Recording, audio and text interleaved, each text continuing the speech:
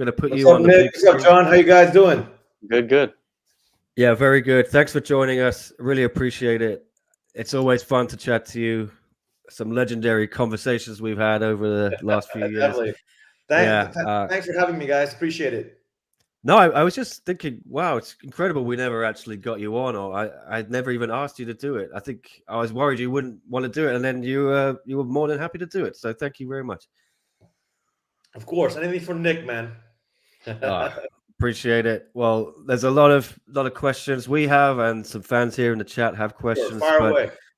Yeah, I think we're going to start with this huge show we were just talking about next week. One Friday Fights 34, Rodtang against Superlek. It's going to be an incredible, insane night. I know you're super pumped for it. The full card's been released.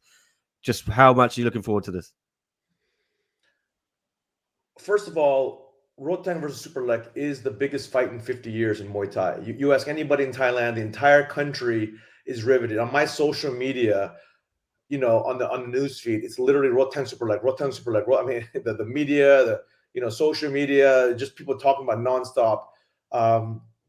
Because it's really hard to get to the very best of their era, together and actually compete, and it's for high stakes, obviously, to see who's the best pound for pound Muay Thai striker in the world. And so the whole world is abuzz right now, the whole Muay Thai community around the world. I was just talking with Liam Harrison about it, and then I was talking to Haggerty about it. Like, these guys, they're actually in Thailand. They're coming in time for this fight, sitting, first row VVIP, just because they want to be part of history. But I don't think maybe the rest of the world outside of the Muay Thai community understands this card is literally the greatest card assembled in the history of Muay Thai. Full stop. You ask anybody in Thailand, never before have we had main event fights, every single fight down the card, right? Almost every fight is a world champion, former world champion versus a current world champion, a former world champion. And the matchmakers, did an incredible job. Every single person on this card comes to bang. They are looking for the KO. They're not looking for some really pretty decision win. Look at it. It's killers and monsters on that card. So in Thailand, everyone is just pumped. The Muay Thai community around the world, nobody is going to miss this, and everyone's going to be at home or with their buddies, edge of the seat of the couches around the world. So it's bar none, it will be the most watched Muay Thai event in the history of Muay Thai. Well, just before we jumped on this show as well, John was telling me he'd seen Superlek giving an interview where he says if he beats Rodtang, he might retire. He's achieved everything. And he was also saying, he prefers teaching seminars and stuff. And the match, he says he's not really excited for the match, I think, because they're quite close friends. Have you heard him say this to you as well? Or do you think he's just... So what he did say was he would consider doing MMA, because MMA would be a brand new sport for him. He considers the one championship belt the pinnacle of Muay Thai, and then he'll have achieved it all. But he still wants to make a boatload of money. There's no way he's retiring. He's only 27 years old. He's a killer, in great shape, injury-free. There's no way, he will call it a day. I think he's going to try to go for an MMA world title, or at least defend his Muay Thai world title, and break records. That's what I think Superlek wants to do. But it's kind of interesting, because before the fight was made, everyone around the world said Rodtang's scared and the fight was never going to happen. I know behind the scenes, I talk to these guys all the time. Rodtang is not scared of anybody. You have to understand, this guy is on a tear. He's on a high in his career, hasn't been beaten in many years. When you have that kind of confidence, you're unbreakable.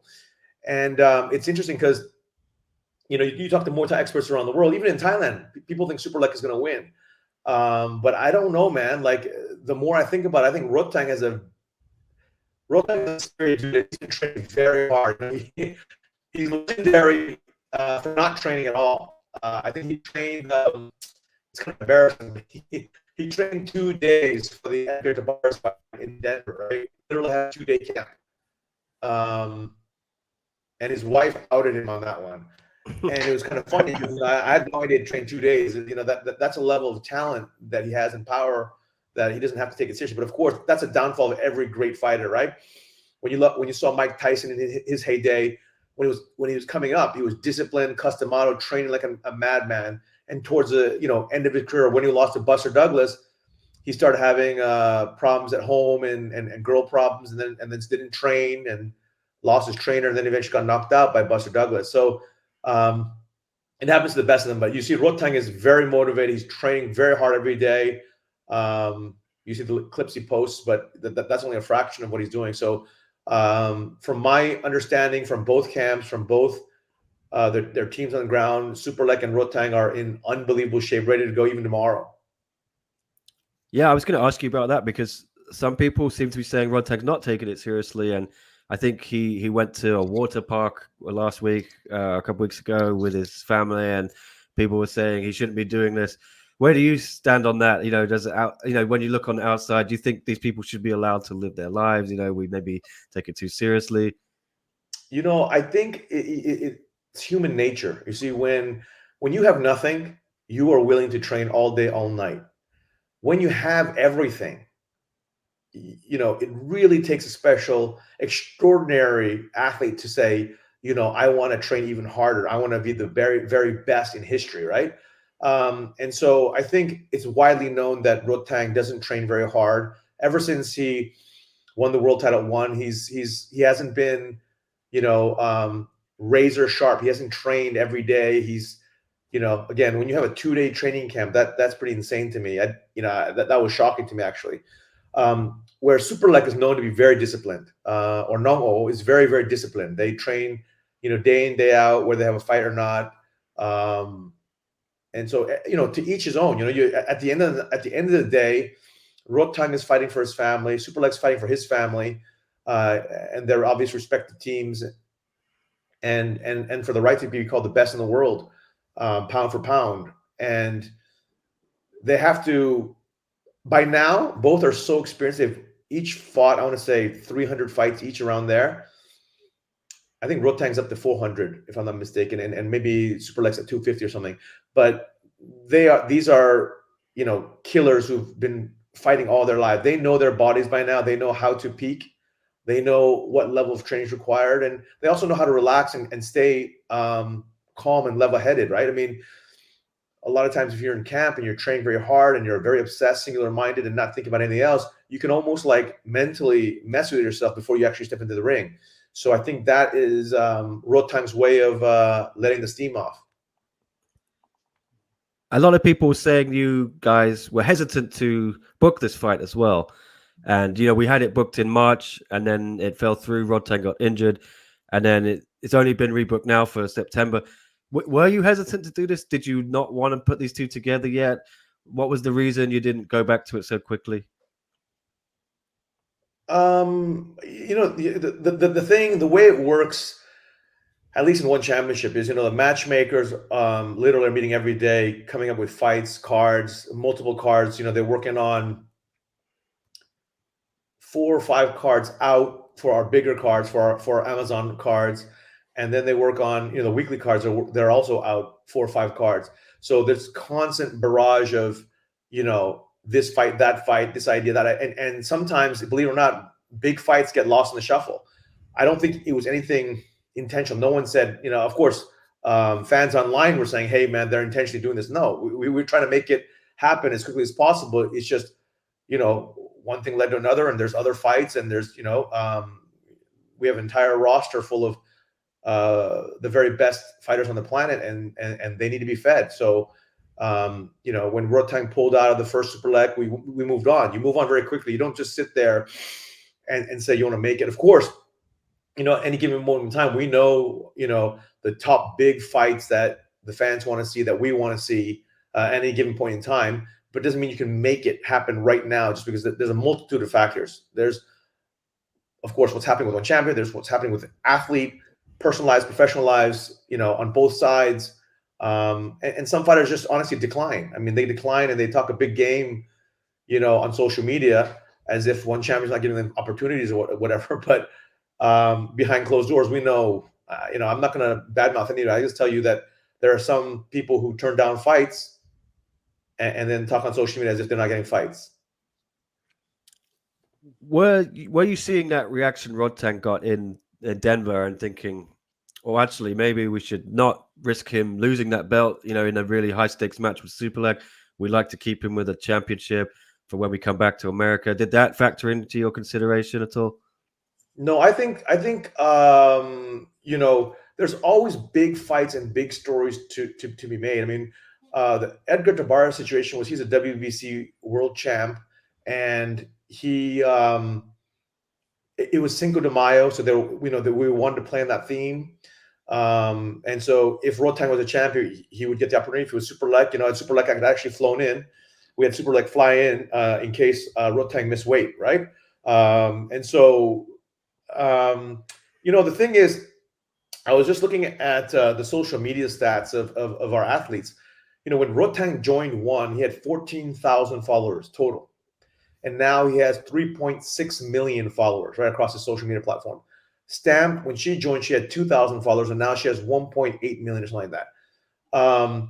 The reality is, our platform has gotten so big that the minute a star shines, he or she becomes, a rising global superstar.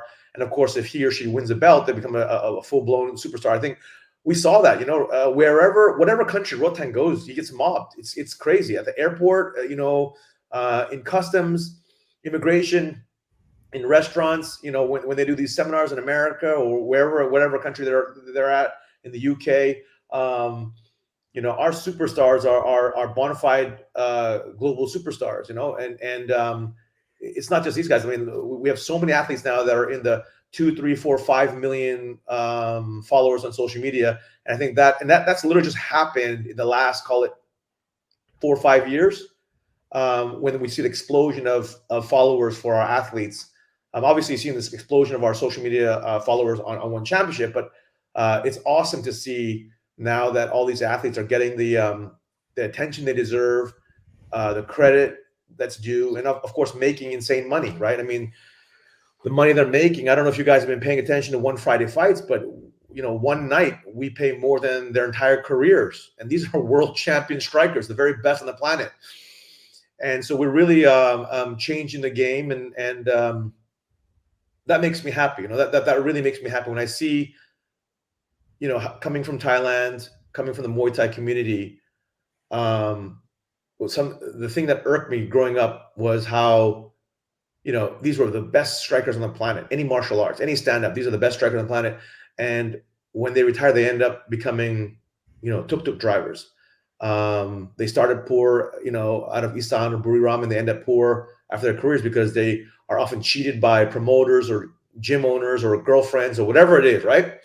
And it's kind of crazy. You'd go to a big fight night in Lumpini when I was a kid, and you'd have the main event, and there'd be an unbelievable fight, and he'd walk out, and literally no one would ask for his autograph or photo or anything. Like, just, there was no sense of hero building or storytelling or even, proper compensation. So I think that's something I'm very happy for. So I think Rodtang has truly become a superstar.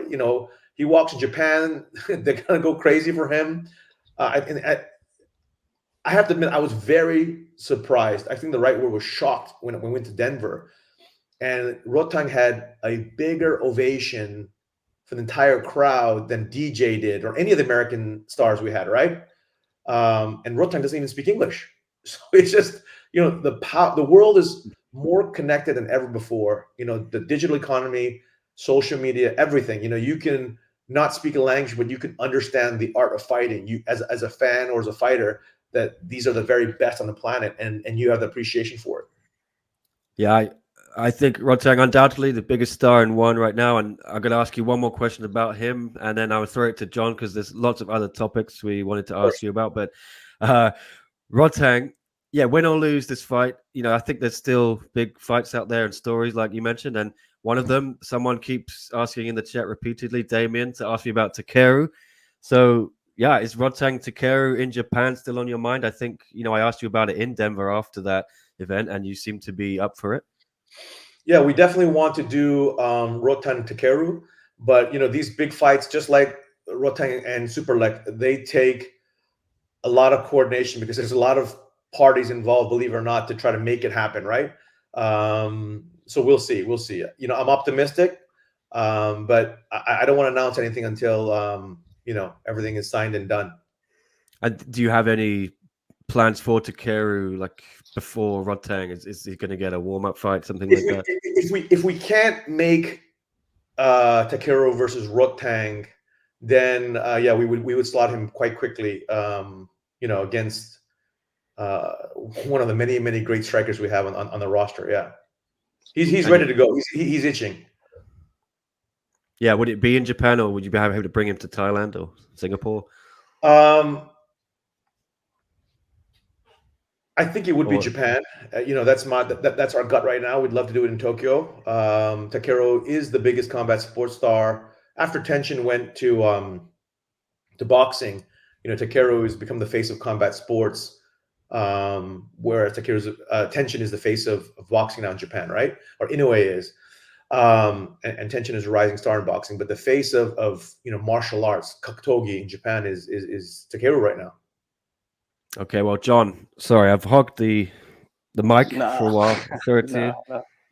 No, Chatri, I've been in Thailand for the last month, you know, going around the gyms, talking with people, and the growth of One Championship is very, very apparent. The interest is very high. People are asking me for tickets for Rodtang, Superlek. I'm like, how am I going to get you tickets? It's sold out. Is there, you know, for the fans, is there a way for them to get tickets? No, if it's sold out? Impossible. It's completely sold out. I almost couldn't get Liam Harrison tickets. Okay, so I had to pull a lot of strings. It's obviously Liam the Hitman, and I don't want to be a victim of the Hitman, so I had to get him tickets. You know, no doubt. So what's the next step for the promotion? You know, you guys are doing all the shows in Lumpini. Could we see arena shows? Could we see big stadium shows? You know, you're putting on the biggest fights: Rodtang, Superlek, Taiwan Chai, Super Bond. Yeah, you know, yeah. No, for sure. We're gonna go back to our old format. I think this year was much more about, you know, the Thai government really invited me back. You know, not back, inviting me to be a promoter Lumpini and to restore the honor and glory of Muay Thai to spread all over the world. And funny story that they've been the Royal Thai Army was researching One Champ for 3 years before they approached me to invite me to take over Lumpini Stadium. And obviously it's the mecca of Muay Thai. And at one point during COVID, they were considering shutting it down forever. And obviously that's an iconic stadium. It is the #1 stadium in Thailand for 50 years. And where all the best fighters come. And so I felt a real moral duty. And I thought, look, if I come back, I could do a normal thing, which would be like, you know, the Friday fights, which are phenomenal anyways. But I wanted to really bring, you know, the honor and glory. I wanted to bring back the popularity of Muay Thai, not just in Thailand, but around the world. I wanted to, you know, showcase of the beauty of my country. So there was, you know, a lot of things like that going on behind the scenes. And of course, we had tremendous support from, you know, the Thai fans, the Thai government, the Thai military, the Thai ecosystem. You know, for the last 10 years, I don't know if you guys know, the last 10 years, Muay Thai was dying because of all the gambling problems. There's nothing wrong with gambling. But if the gamblers are paying off the fighters or the judges or the referees, then it becomes a problem. And so every week, the last several years, there'd be a social media scandal of how this fighter was robbed or that fighter was robbed or this scandal or that scandal. And quite frankly, the viewership just kept on dropping for 10 years. And if One Championship didn't step in, I predict within 5 years, Muay Thai would be gone completely from Thailand. And that would have been a shame. You know, it's obviously a national heritage. It's obviously the greatest cultural treasure of Thailand. And then, you know, for me, you know, I've been doing Muay Thai since I was 13 years old, a kid, and very strong roots and strong love, you know, for Muay Thai. So I just felt, you know, a big need. So that's why you're seeing a lot of the Lumpini events. But next year, actually even starting this year, you know, in September, we're kicking off in with our September event. Then we have a big event in the Middle East in Q4, and then followed up very quickly with Japan. I think that stadium, I can't remember. I think it's a 20,000 seater, maybe 30,000 seater. We haven't announced obviously the dates or stuff like that, but we have a lot of very fun plans in the works. I haven't announced the U.S. events as well. We're going to go some major cities and major stadiums. It was Denver was incredible, and we went to a small stadium because we weren't sure. Or actually, rather, my team was sure. I was unsure. My team was saying we should put a 20,000 seater, and I said, "Hey, man, it's our first show in the U.S. I don't know if we even have a U.S. fan base." And we sold out within a few weeks, and that was very shocking to me. So yeah, I mean, it's the way I think about this journey the last 12 years. There's always a chapter. It's a book, and it's an ongoing book. So this year's a chapter of record high level of events every Friday. And I felt a duty to bring back and restore Muay Thai. But we're the whole martial arts, so we're always showcasing mixed martial arts, grappling or kickboxing or Muay Thai. This year maybe was a little bit Muay Thai heavy, but I don't think fans missed the beat, man. I think they're going crazy for One Friday Fights. I don't know if John and Nick, if you guys have been watching One Friday Fights, the action is insane. The KO rate is like 70%. It's like insane. Some of the fights are just electric. Yeah, there's a lot of people online. They love the Friday fights. You mentioned Qatar, the U.S. as locations, future locations. What about Korea? Sexyama, he's out there. He needs a fight, right? He could headline. So my team is working on Korea. It's one step at a time, and we're working in multiple countries at any given point in time. So I can tell you Korea is one of them. But it takes, when you're working in multiple countries, you don't know which one is going to close first. And then, you always want a big lead time. We want at least a 6-month lead time to make sure we execute well, especially if it's a new country. And so we're always juggling multiple countries in Europe. I haven't announced anything in Europe. We have multiple countries that we're talking to, multiple states in America, new Asian countries we're working on. And of course, then we have our regular circuit of events. So it's a never-ending process. But next year, I think it's gonna. I mean, knock on wood, everything goes well. But I think next year will. If you think this year was a big year for one, with 60 events, I think we were the number one number of events for between us and UFC this year. And next year we have even more events. How many events do you think you'll have in 2024? A lot more than 60. That's what's baked in the plans. But again, let's see what happens. There's a lot of moving parts. I try my best not to announce. Maybe sometimes I'll occasionally put my foot in my mouth when Nick asks me a question off guard and I answer. But I try not to announce unless it's 100% done. Back to you, Nick, man. Yeah, I'm looking forward to Korea. Hopefully it happens next year. Oh, that's right, John. You're Korean, right? Yeah. Yes. Okay, got it. That makes sense now. Yes. He had to get it in. Well, if if Ham wins, then we have Sexyam and Ham. Maybe there's a big reason, There you go. Perfect. Oak is out there too, right? Former champ. Yeah, Oak's fighting.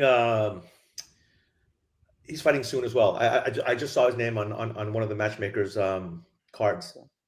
Nice. All right. Well, I think I know the answer to this, and I have to put it on because it's a super chat. But yeah, I actually don't have an update on Anissa Mexon, right? Who, me? Yeah. Sorry. Yeah. Look, the way I think about our athlete ecosystem, our athlete roster is we have great relations with 95% of our athletes. 5% of athletes, it's like any girlfriend or boyfriend where sometimes you have good days, bad days, and ugly days. Actually, the entire roster, you have good days, bad days, and ugly days. But we try our best. And no one's perfect, and I'm sure that our team is working very hard to try to resolve everything with Anissa. I think we had issues in the past with multiple athletes, and my team has been able to resolve them amicably, and so everyone gets back into the fold. These things happen. It's just part of the business. Just like, you have a problem. I mean, no one has a perfect life, right? When you wake up in the morning, you think, okay, today's gonna be the perfect day, but no, a million things happen. It's the same thing with the roster. You have to remember, these are several hundred of the very, very best championship fighters on the planet. They're hungry. They're born to fight. They want to fight. They want this. They want that. And it may or may not happen on their time frame versus our time frame. And sometimes, athletes get more fights than they expected, right? Depending on how hot they are, we will then use them very, very quickly, right? We will build their star power because they did a great job launching their careers in one, and we just keep the excitement going. And sometimes, things don't work out. So I wish my team and Anissa work everything out. I'm hopeful. I'd love to see Anissa come back into the fold. I think the atomweight division, whether it's kickboxing or Muay Thai, I think Anissa knows it's the best division in the world, especially when you have a killer like Petchicha who just joined the ranks. She's the only person I think that has a better record than Anissa. She has like 200 plus wins with I think 5 losses, and those losses were against men, boys, right? I mean, she I think a third of her fights coming up the ranks for Petchicha were against boys and men. Yeah, and she could also fight, Alicia Rodriguez, who's going to be on this. Yeah, there's a lot of great fights. There's a lot of great fights. Still, amazing fights. Crossover fingers fights. Crossed. Yeah. Yeah, I'd love to see her back if you can work it out. Yeah. But this Singapore card's going to be insane as well. We've already talked about next week Friday fights, but yeah, One Fight Night 14. You're back in Singapore, big stadium show again. How much have you missed it? It's been, I think, March. Yeah, I was there in March. It's been a while since we've been back in the home city of One. Well, actually, the home city now is Bangkok. Bangkok. and actually, I think Bangkok is a lot more fun, to be honest. Bangkok is the fight capital of Asia, if you think about it, right? It has the fun fights every single day of the week. Any stadium you can pick across the country. It has incredible cheap food. It has got a great party town. It has, anything under the sun and under the moon that you want to do. And then the rest of the country, the beaches, the islands, the mountains. So in many ways, Thailand is the perfect, if you had to name the top 3 or 5 fight countries in the entire world, Brazil would be one, Thailand would be another. There's a handful of countries. So I see One Friday fights happening, for a long time out of Lumpini.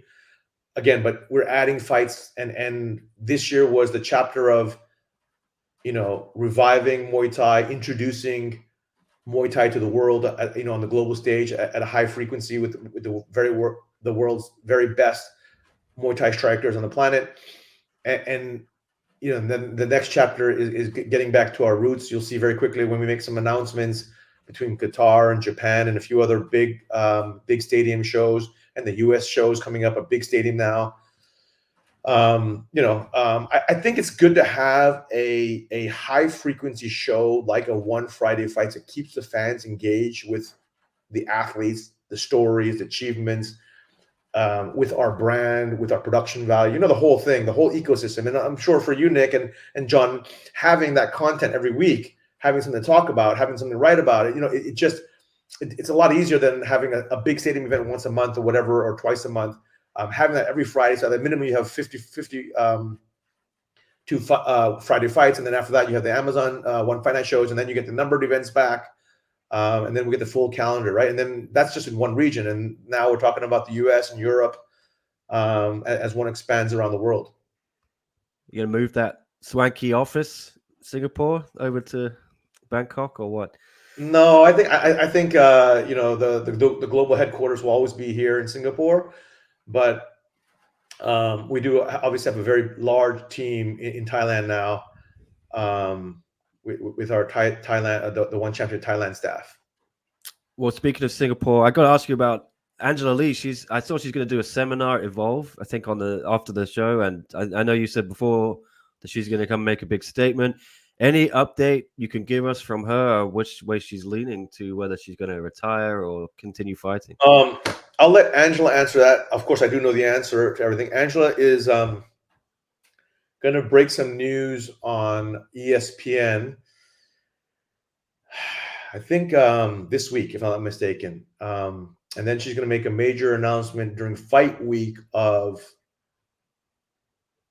the Singapore event, and then she's going to make another big announcement during the fight night itself, during the event. Okay, lots of announcements from Angela. I can't wait to see what she has to say.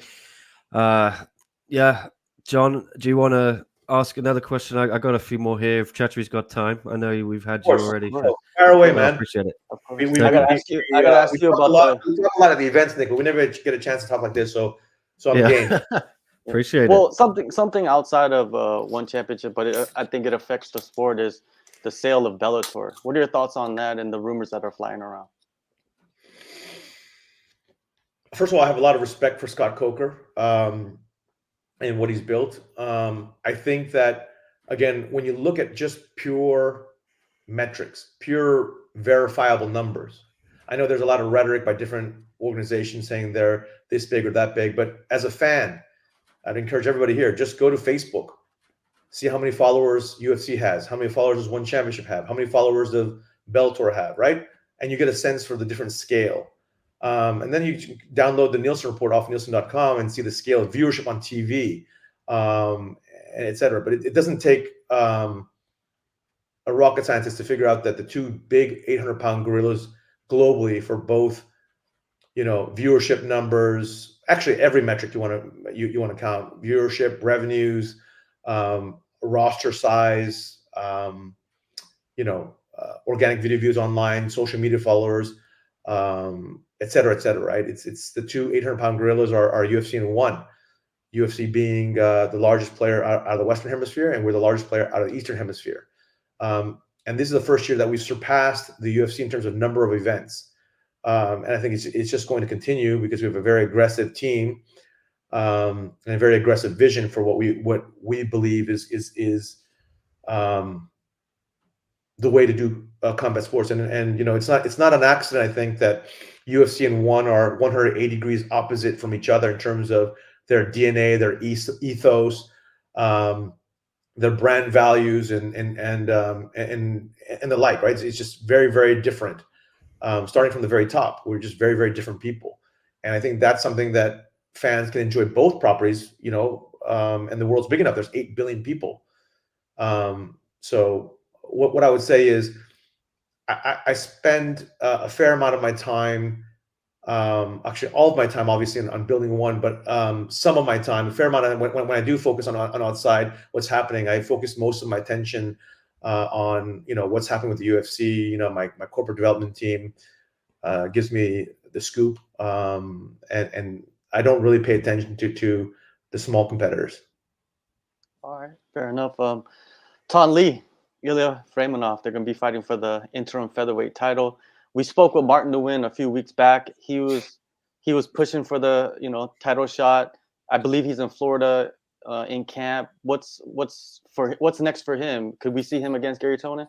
Yeah, for sure. I think I may have my wires crossed here. So, but I think Gary was offered a fight right after his fight with Shamil Gasanov to make a quick return, and he declined it and wanted a little bit more time to rest and then have a proper training camp. And so we did want to do Martin Nguyen versus Gary Tonin. And I think the winner of that goes on for a title shot. That was our original plan. And then, of course, Tankai's knee just recovered. And, we were actually waiting for him and, waiting for all this stuff. And in the end, we're like, look, Ilya was massively impressive, has been massively impressive in his fights in one and the way he dominated Martin. And Tan is obviously a former champ, so we thought, hey, that's an interesting storyline, and the winner of that takes on, Tankai when he's ready to go. What do you think of that matchup, Freimanov versus Lee? Lee's somewhat old, considering he's a fighter, and Freimanov, he just seems like he's on fire. That last performance, he came back, right? He broke his orbital, I believe, in like 2 spots or something. Insane. Yeah, I know. What I find with both of these guys, they are elite MMA strikers, and they're very unorthodox. They've got a lot of flashy kicks and spinning punches and a lot of weird stuff that keep you on your toes. And so I think the fans are going to see a very fun and entertaining striking war that ends with a KO, just because they're so unorthodox, and they both, they both go for the finish. They're not going to just try to outpoint each other. They're really aggressive. They hit very hard.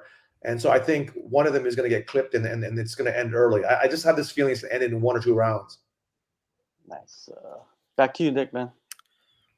Well, yeah, that fight was added to October after you moved Haggerty and Andrade to November. What was the reason, behind that move? Was I think both of those guys are blaming each other, as always happens. But yeah, was it logistical or injury? Fights get moved around for all sorts of reasons. I'll leave this one behind closed doors, but there is bad blood between the two guys. That's what I'll say. Yeah, I'm looking forward to it. Yeah, there's real bad blood. There is real bad blood between the two of them, and yeah. Well, you said I think Haggerty's going to be there next week. Is Fabricio there, and you're going to have to stick Anatoly between them or something? Well, I did tell my team. I said, please be mindful of whichever athletes are coming, because I didn't get the list. I said, just make sure the guys who hate each other, they're not sitting close to each other. So Haggerty and Liam are not sitting next to each other, because the one day they're going to fight, and they there's a little bit of bad blood and disrespect going on between the two. So, and they're obviously two of UK's finest, and they will fight one day, and hopefully they will fight in Wembley in the UK. That's my dream. Yeah, you mentioned Liam as well.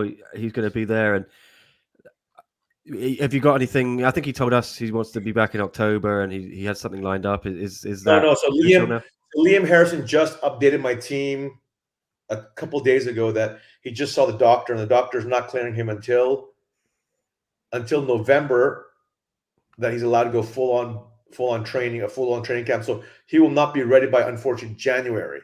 We'd actually offered him a fight for November. He couldn't accept it. We offered him for October. The doctor didn't clear. November, the doctor didn't clear. And the final update is the doctor said Liam can only be ready for a fight in January. Okay. And I'm getting spammed in the chat by some people. They really want to know the answer to some questions. So I got to fire out a couple to you. Nothing's off. If I can answer the question, I will. All right. Well, yeah, I think a lot of people are wondering where Panpayak is, and I know that he said he's out of the rankings now. And Prem and Ply, I think, did a media scrum and said that he turned down a fight with Nabil. Did you have any more info, or did he turn down? This is again what just blows my mind. It's like when a fighter comes out and says, "Oh, you haven't given me fights," everyone believes him right away. Meanwhile, Panpayak has been offered multiple times. Okay. And there's no reason for me to make him look bad or anyone look bad. Okay, he's been offered Nabil. He turned down Nabil at least 3 times. This is I tell you this, and they're trying to make it again. Okay, so I don't know what the latest is, and a few others. Like I don't want to get into it, but the only reason I'm raising this one is obviously Panpayak he's a phenomenal fighter. We definitely want to see him in action. But to say that he hasn't been offered fights, or to say that he has been neglected, I mean, this is just the part of the business that I don't like. Fighters using social media to garner sympathy or love from the fans, when in reality we have email trails and WhatsApp trails, and if we want to make him look really bad, we could do it in 2 seconds. But what's the point? I'll just tell you that. I will tell you, this year he's been offered multiple fights. And Nabil, by the way, before Superlek destroyed him, Nabil was the one opponent that nobody wanted to fight in all of Thailand. You can ask, John, you're living there right now, ask anybody. Nobody before Superlek, nobody wanted to fight Nabil because he's 6 foot tall for a flyweight.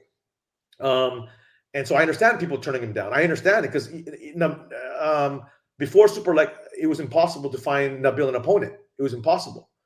And I know because Timo Ruge, one of our head matchmaker, and actually the head matchmaker for One Friday Fights, he's like, Chatri's impossible. Like, everyone turns down Nabil, right? Everyone. And that's then we got into that issue with Panpayak. But I like Panpayak. I think he's a super fighter.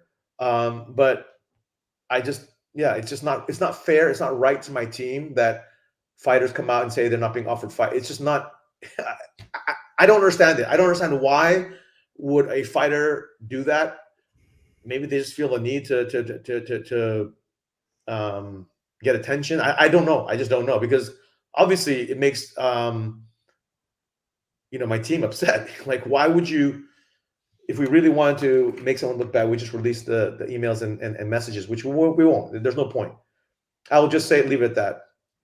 We have offered Panpayak fights multiple times this year.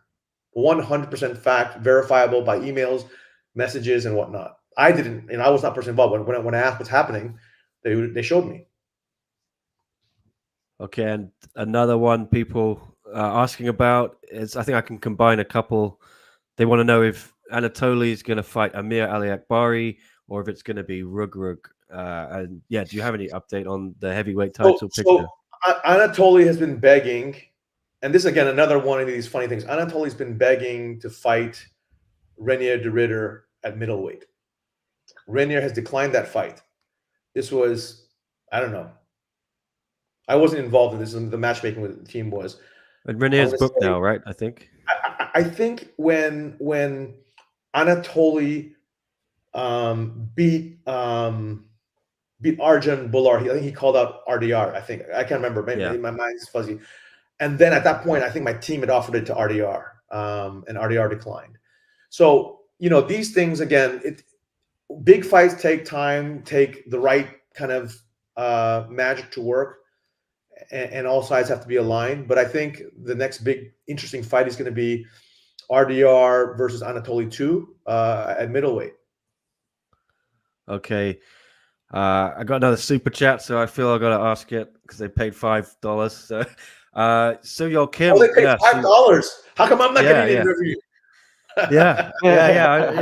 Sorry, I should send that money to you. But Chuck. So John and Nick are getting rich, and here I am, just another mouthpiece. It's going straight to SCMP's coffers, I think. But I don't see any of it. But Soo-Yeol Kim, I was wondering this as well. She fought a few times for ONE, and now she's gone to UFC. Did ONE pass on signing her, or you? What happened there? I know she was quite highly rated. I would just say that she's a ONE fighter. I'll leave it at that. Okay. All right. Well, there you go, Chuck. Got your answer. I'm just checking what other people are asking me. A lot of people are saying the same thing, so I just need to.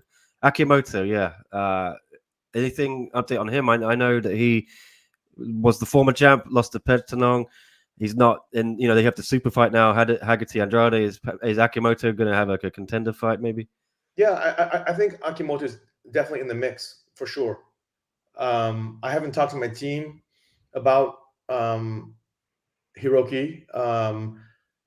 This whole Petchnong thing obviously threw everything for a loop. And then, I do want to clarify to all fans that we do believe in rankings, and we do, for the most part, follow the rankings.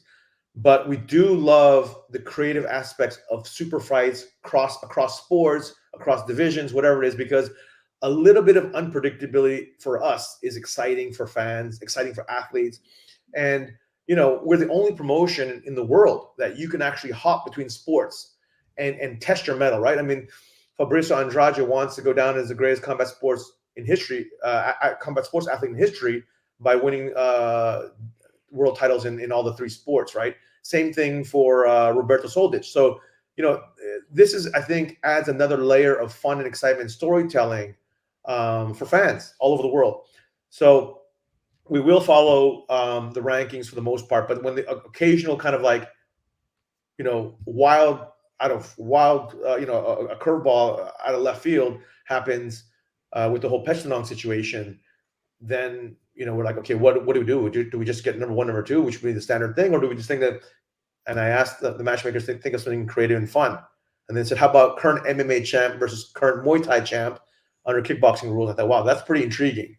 And then when I looked at the names, I'm like, man, I think people want to watch Haggerty versus Fabrizio. And the funny thing is, it's crazy. People are like, Haggerty's going to destroy Fabrizio. Fabrizio has no right being in there. People don't realize Fabrizio is a badass at kickboxing. That was his first sport. I think he has like a 95% win rate or something like that in kickboxing. He has like, I think 50, 60 fights in kickboxing. Fabrizio's a legit badass, man. A championship level striker. Yes, he's a world champion in MMA, but striking is his first love. And yeah, sorry, there's so many comments. I'm trying to just see, but I think a lot of people were asking about the welterweight division, and Murad Ramazanov seems to be in limbo. And did you have any update on Yeah. that So of title course, picture, yeah, welterweight yeah. interim or something? I think those are all very fair questions. So, it's also why the atom weight division this year hasn't been very active, right, until now. And there's no protocol for this. Obviously, what the Lee family went through last December, we tried our best to be compassionate and thoughtful, and not just be a typical fight promotion. You're going to get stripped, or when the division moves on, which would have been the typical, response. And of course, that idea did come to me and to other people, but I didn't feel right. You go through a tragedy like that, and I want to make sure. So I have had multiple conversations with Angela. I've had many conversations with Angela. I've had a few conversations with Christian. I've had a few conversations with Ken and Jules. And I don't know. Maybe it's bad. We slowed down the atomweight female division and the welterweight and lightweight divisions, and out of respect and courtesy and compassion, right? But I think you will see that pick back up, starting with Angela's this month with Angela. You're going to start to see a big pickup back, and things are going to be returned to normal for the atom weight female division and for the men's lightweight and men's welterweight division. We've actually a lot of fights now going to be booked for the big Middle East event we have in Q4. So all these amazing athletes are I know they're all ready to go, and I think we will have interim title fights for the welterweight division and for the lightweight division.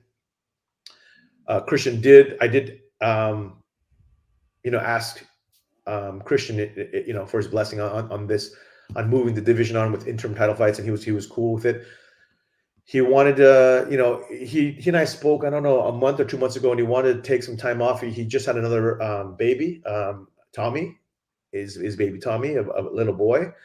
And his mind's just not right. He hasn't trained. He doesn't have a coach. He's just, his mind's not right that to take a fight this year. So he asked if he could start being active again, call it January again on. I said, yeah, that's cool with me. Okay. I know we've gone over our time, so yeah. No worries. I can do it for 15 more minutes. My next Okay. call is 15 minutes. So. Well, that's awesome. Well, John, do you have anything else you want to do? I'm sure there's plenty of stuff in the chat I can look here, but yeah, if you've got any more, go ahead.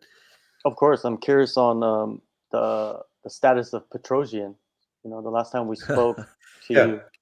So gave us an Petrosian, so I spoke to Giorgio personally this time about a month or 2 months ago.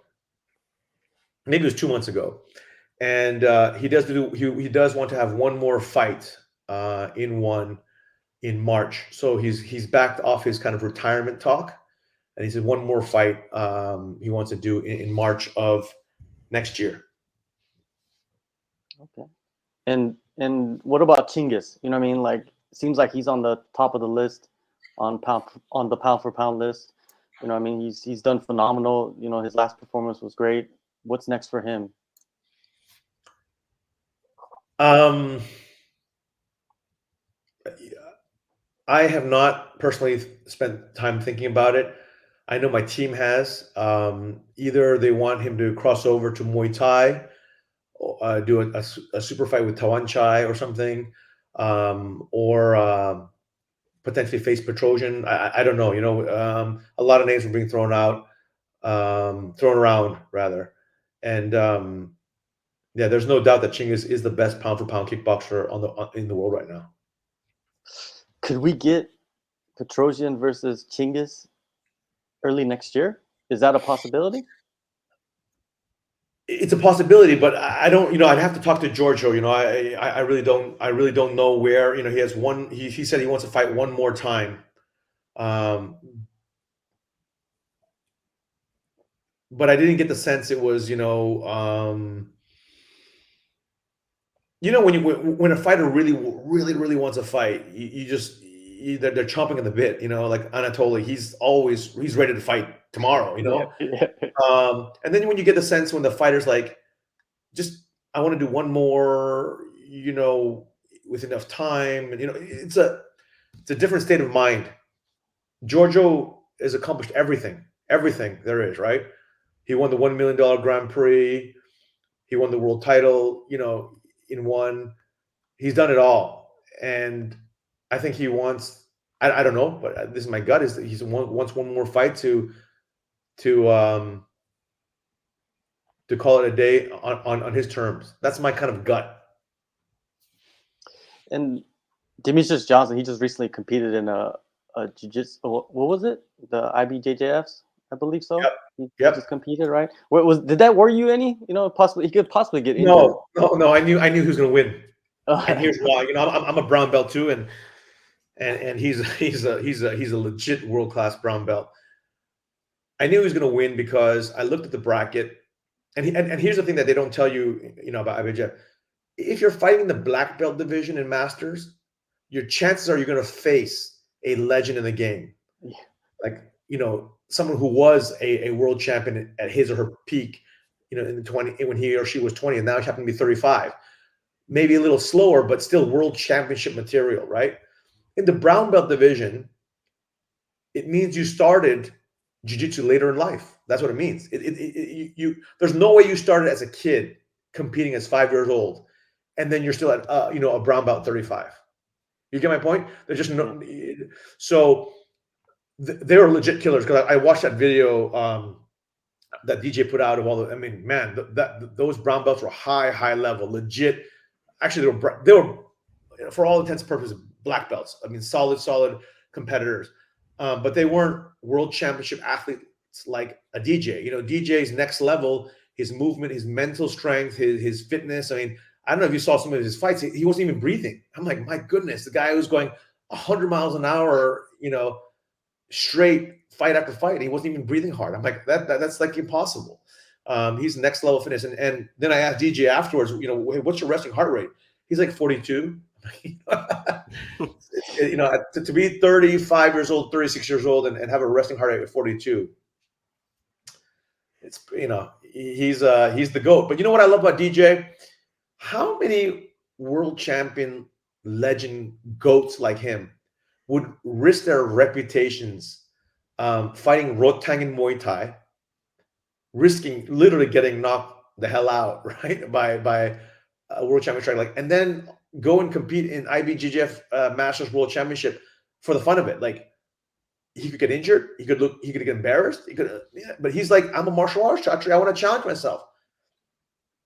So DJ and I had a talk, and he's like, I just love competing and I love testing myself. And so if you look at DJ's body of work, and then you look at his accolades and his achievements, and then again you look from a pure skill set, you know, how good is he on the ground, how good is he in striking, how good is he in wrestling, how good are his transitions. He is the GOAT. There's no question. He's the complete package. He has no holes in his game, and you know, he won the two most difficult belts in the world, UFC and one, and he fought Rodtang, and he won the IBJJF Masters. I mean, how many people have done that? You know, most people say in their safety zone, you know, their comfort zone. So I have a lot of respect. What DJ did was amazing. Yeah, definitely. You know, a lot of respect for DJ, because a guy could have just came in and you didn't know nothing about him, and he would have went in there and, you know, possibly beat DJ. You know what I mean? That's a big risk to take to, you know, most people. For sure. Nick, back to you, man. All right, yeah, I got a couple more. All right, when are you going to give a contract to Yao Pui? We don't have many fighters from Hong Kong. I think just Alan Nalani. So if you could give her a contract. I think she's had 3 wins on one Friday fights. A lot of people were wondering why she wasn't signed last time. I know it was a decision, but yeah, actually, from my memory, we were planning to give her a contract if she hit her customary knockout, but it ended up being kind of a sloppy fight, decision win, but it was very sloppy. It wasn't highly technical. You know, some fights she comes up very technical, sometimes she's very sloppy, and that fight was very sloppy. We just didn't feel that we wanted to give the contract. But yeah, usually before every Friday, I'll ask my team, because I watch all Friday fights, and I'll ask my team, hey, is anybody up for a contract and why? And they'll give me the reason. And so she was up for the contract, and now she's going to face, I forget who, man. She's facing somebody really tough, another tough striker. I can't remember who, but I think in the next few weeks we'll see her back in action. And if she performs again, then she'll be able to fight in the Big One Championship. All right, and sticking with Friday fights, a few people were asking as well. I think recently there were a couple of judging controversies, or some people thought, the fights they would have given a different outcome. I know you take judging really seriously in one. Like personally, it's a real thing of pride for you. Like, did you have any queries about those fights? I think no matter. So just so everyone understands, there is no favoritism to Thai fighters, because our judges is international. We have 0 Thai judges. Judges we have from Australia, the UK, US, and we fly them in because we want to maintain the highest integrity for judging. And the judges, have the best of class experience. And literally, they're flown in from all over the world every Friday. And that was a big part of why we did that.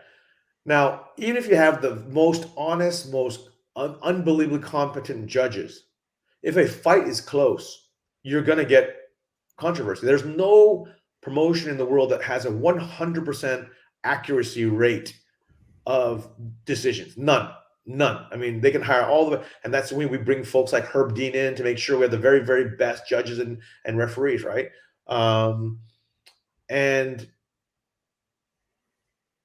But I'm proud to say, in the 12 years that I've run one, and I don't know how many thousands of fights we've had, maybe there were like 5 times, a handful of times, that I really, really felt strongly that the judges had it wrong. But beyond that, it's never. And one Friday fight so far, maybe 1 or 2 fights, I would say, that was kind of like an iffy decision, but I kind of like, I see it. So I don't find any more big controversy. And again, if you saw the credentials of these judges and referees, it's just like Herb Dean. It's like Olivier Coste. These are the very best judges and referees from around the world that we fly in at our expense to make sure that fights are fair and clean, and the athletes don't have to worry about anything except fighting. All right, and a few people asking about Derrida. I think I saw he's got a fight booked. Is that right? A title defense? I don't know. I do know that the team was offering, or had been offering him, Anatoly again. Okay. I don't know. I've not. Renier messaged me on WhatsApp, and I replied, I'm supposed to talk to him, but we never connected yet. But I know that he's on the list. I think for the Middle East event, I saw his name. But again, I don't. I'd say 95% of the matchmaking is done by Matt Hume and Rick Audi and Timo Ruge and the rest of the competition team. Only the really, really big fights or the really, really big cards will I get, very involved in. If it's a very important event, like the Denver event was very important, so I was very hands-on in the entire card, making sure that we had record high TV ratings with Amazon, and we trended #1 on Twitter and all that stuff. These are very important to make sure you get the card right, the storylines and all that stuff. But I just don't have the time. I for the most part, I run the company, I run the business, right? So I'm flying around the world doing media partnership deals, like the Amazon deal or whatnot, or meeting with governments, or meeting with investors, or meeting with brands, or sometimes meeting with athletes, depending, right? But usually, we have departments. It's a full run company with 10 offices around the world, organized by department, and I really trust my team. And so far, knock on wood, they've done a phenomenal job. You got to go now. You the time up or what? Yes, I have 4 minutes, but I have 4 minutes. All right. Well, maybe you. Someone's asking about you guys you were interested in an IPO in New York. I think is that still something you're looking at? We've always no plans have changed there. Obviously, we have a global slowdown happening as we speak. So the timing is, I don't know, 2 to 3 years. Let's see what happens. We always have my corporate development team and our group president always has, they always have their eyes and ears on the ground in the capital markets around the world. That is a part of their responsibilities. And then they update me, obviously our board of directors as well. So let's see what happens. Yeah. I think Iman Barlow's dad was in here asking about if she can have a fight, or a family member of Iman Barlow. Was she in the frame for the Smiller Sundell? Again, I don't want to badmouth anybody. She turned down a fight for the September card against Smiller. Yeah. Smiller. She turned it down. And so it's just mind-boggling. This is what I mean. Like, and that we have email trails, message, and that one I saw specifically because I had asked for that fight. I said, hey, man, Iman is a killer. She's done very well. Smiller's a champion. Smiller's having a hard time getting opponents. Let's get that fight on. So again, you see, but athletes are talking nonstop, and we are. I don't know. I don't talk every day to the media. I don't every single fight. I'm like, oh my God, this happened, that happened. The backstory. There's a behind the scenes. None of that gets out there. It's just somebody posts on social media. I want to fight. And then everyone says, well, you haven't got to fight in 6 months. But meanwhile, you've been turning down fights, right? Like, I wish athletes wouldn't do that, but I understand their position, but I think it's not cool because, or at least, if you've been offered fights, say you've been offered fights and you've turned them down and you haven't fought in 6 months and then you like fights. No issues, right? But then there are fighters legitimately that haven't fought because we haven't offered now. So that's legit, right? But surprisingly, those guys have not been the ones vocal about it, right? They've been professional and talking to the team about, hey, when can I fight and all that stuff. All right. Well, I got one more for you. But Anonymous sent another $5. Thank you, Anonymous. So I got to owe Chatri $10 now. But yeah, the scorecards, I definitely can get the scorecards out. I think they send them on the email, Anonymous. No, the media. All scorecards are released after every fight. Yeah, so they are out there, and if you need them, Anonymous, just message me. I usually put them on my Twitter. But I think loads of people, for final question, if you've got time, just wanted to know if there was an update on Ong La. I know he's out of contract. Have you had a breakthrough in negotiations with him? I have not followed with my team. Obviously, I love Ong La as a person and as an athlete. I genuinely do. He's phenomenal.